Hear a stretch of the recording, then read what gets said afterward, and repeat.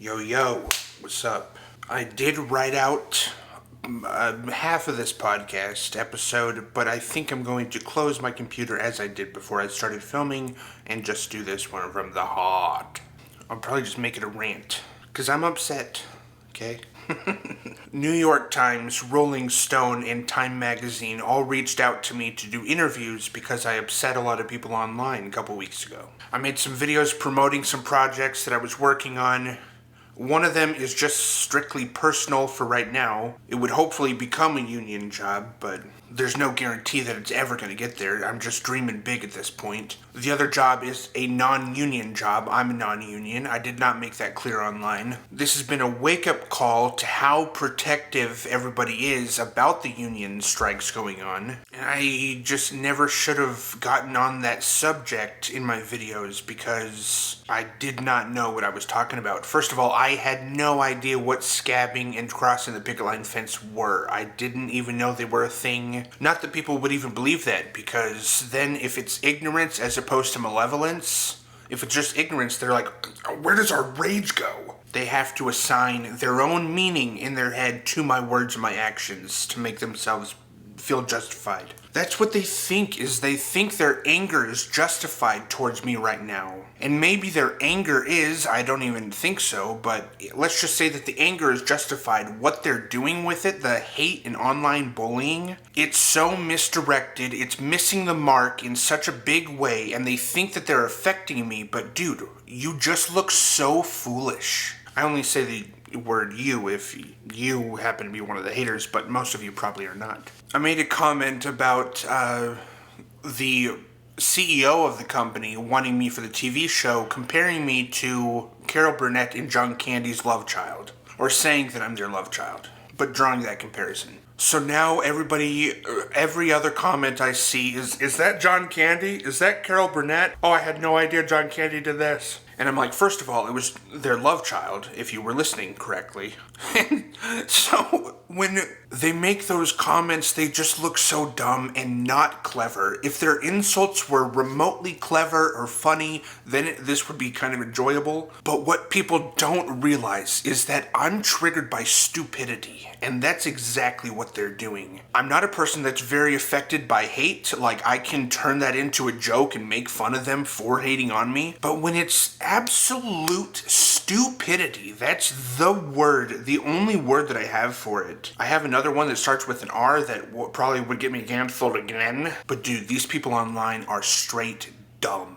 Most of them don't even follow me. They never did. This might be their first time hearing about me in some other video. They click my video and then send a hateful comment and then leave. This has also been a wake-up call to the absolute brainwashing that is happening on social media that I do think Hollywood has a part in fueling, in the bandwagon hoppers who are going to hop onto the bandwagon just to hate on somebody or roast them. That's what they're trying to do, is they're trying to roast me. They pick words that I said in my videos and they turn them into comments on my new videos. So if I turn off comments, people are assuming like, he couldn't handle the truth, couldn't handle the heat. I'm like, no, you guys are just so unoriginal and not creative. Come up with some creative stuff and then I'll turn my comments back on. Bunch of hosers. It's super frustrating, you know. I started out making some content that was going to like make fun of them, troll them back, but I don't think that's the proper way to go about it, actually. If I were to now I think it's all about making content that is completely unrelated from the situation, turning off comments for a little while, and letting the little fleas and flies go about their way. Go get angry at something else, please. Again, if their hate was hitting the mark, it would not come off as such a joke to me. So there's that's been going on, but also the executive has backed off, telling me that either this wasn't a legitimate show offer to begin with, or it's because of this online hate and bullying that he is backing off. Which, sure, I guess that would make sense. I mean, this would probably follow me into production of the show. People would be following this scab across the picket line fence scab, even though it's a non-union show. and they want to combine union workers and non-union workers getting jobs crossing the picket line fence. They want to combine that into the same term, and I just don't think that's right at all. Only union workers can cross the picket line fence. A non-union person getting a non-union job is not crossing the picket line fence. It's just so funny that when I make jokes about my career being over, like everybody's saying that it is, they then switch their insults to, what career? You had to have one to lose one. And I'm like, wait, is my career over? Or did I not have one to begin with? I'm confused. And if the show doesn't move forward, yeah, that's a bummer. But I'm also just going to keep doing exactly what I've been doing for the last 4 years. People don't understand that they're throwing tomatoes at a moving locomotive. I've been making content online, both long form and short form. Podcasts, movie reviews, all my skits. TikTok is actually paying for minute-long videos now, so in order to monetize, they have to be a minute long. Anything shorter than that is actually just fun. I'm just posting it for fun now. But making short films, writing my own scripts, making it for myself is the only thing that has produced any results thus far for me. I've been signed with the same manager for almost 2 years now, and not a single job has come of that. Just a bunch of auditions, but no jobs. So I haven't lost anything there either. I've missed out, but I haven't lost. So if I'm missing out on something, well, I'm kind of used to that. I've been so unwelcomed by the industry, unable to get verified. In 2017, I graduated with 2 degrees in cinematic and media arts and have had no success finding jobs inside my own industry with my bachelor's. So instead of resorting to a warehouse kitchen job, there's a comma in between warehouse and kitchen. A warehouse kitchen job would kind of be nice. But this still pays me. And it's going to be paying me for a while, if I can help it. I'm just not going to be deterred by people who think they speak for Hollywood. You're blacklisted in Hollywood now. Really? Hollywood moved that quickly? All of Hollywood must have seen the videos I made? Oh, wow. The three news organizations, article writing places that reached out to me, they actually, I did see that Rolling Stone actually did publish. New York Times published about me, and I don't know about Time Magazine. I was dismissive of him. But they were actually kind of nice. They were fair to me in their articles and how they quoted me, instead of making it worse and like perpetuating the hate. So now all these boomers read the article and come chasing after me. Yeah, I mean, I'm glad that didn't happen. They were actually fair, and that's relieving. That's hope restoring in the news media. I did actually work in a warehouse just this past week for 2 days, and it's the first time I've stepped into a job in almost 2 years, an actual job. I worked 2 shifts, and for multiple reasons, the people that I'm staying with, this is their job, so I went also to go help them. But if I'm missing, a chunk of, like, a week of broadcasting on TikTok, then I need to supplement it with something. So I went and packaged a whole bunch of jerseys and made a bunch of boxes, hosed down a whole parking lot. So that was actually refreshing to some degree. There's parts of it that I didn't like, but that's mostly just because of people's emotions. I swear, people and their emotions ruin a lot. Especially if they fester on them. They fester and like sit there and look at it from different angles. That is not taking a thought active to God and like pushing away the bad thoughts. That is in fact the opposite of that. This is what I feel. I feel deprived of healthy human interaction. I feel like I haven't had that for a while, where you can just depend on somebody's actions being continually loving, coming with no strings attached to it. There are a few people in my life who are doing that, and who have done that recently. And I thank them so much for that, seriously, but there's still diamonds in the rough. There's a lot to wade through. This past week I have felt somewhat hopeless. Humanity just, I don't know. Oh, that Bible recommendation that I made 2 weeks ago. Check this out. That was actually volume 3, which is the New Testament. This right here is volume 1, which is Genesis to Job. And I didn't explain the application commentary part in 2 weeks ago, and I meant to do that. So the application commentary. it will break down in bold here, this is Bible, and then this is an explanation of those words. Sometimes you can get a whole page of explanations in this just based off of half of a verse. I mean, he will break it down.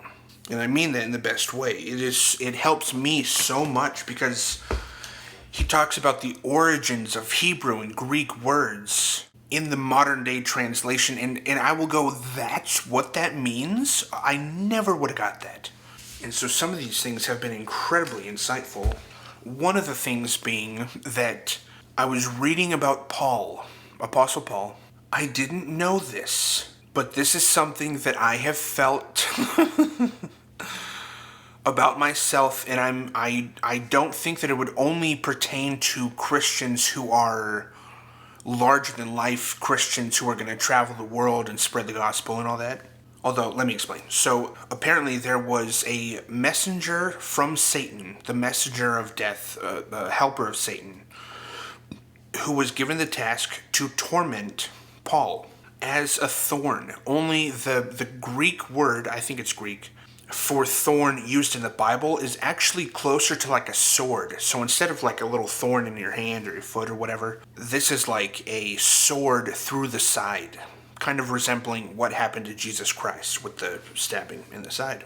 Paul's thorn manifested itself in the form of an illness, somebody following him around, and I actually forgot how else it manifested itself, but it was a demon that was attaching itself to Paul in some form, in some physical form. That is so interesting to me because back in Adam and Eve, in that story, Eve was condemned. You are going to have childbirth pains. I'm going to amplify your childbirth pains is what God did to Eve. But to man, to Adam, he said, you are going to work the ground, work the earth, I think with very little benefit from it, like you're going to work more than what you get back, and you're going to experience thorns. That's another thing that God made sure to say to Adam.